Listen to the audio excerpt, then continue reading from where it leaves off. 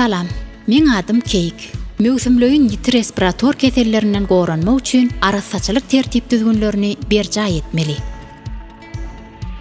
Käbir adamlar ay senen tek ýaş, bu ýagdaý sen üçin howp bolýarlar. Emma men muň näme dogry pikirdigini, hemem özüň goramagyň zerurdygyny bilýän. Şoň üçin men köp adamly ýerlere barmadlyga, hemem ýapyk binalara girmedlige çalyşýan. Barayan halatımda men hükmani suratda adamlardan adamdan 1 metr daşda durmağa çalışýan. Men ağız burun örtüklerini ulanmak babatda öz ýurdumda hereket edýän maslahatlara erýän. Nirede bolsamam, üsgüremde ýa-da asgyramda mikroplyň ýaýramagynyň öňüni almak üçin hükmani suratda el ýalygyny ulanýan. Egerde özümi yaramaz duýsam, ejem Lukman çagyrýança öýde galýan. Ýöne bizdiň özümiz barada pikir edip bilmers.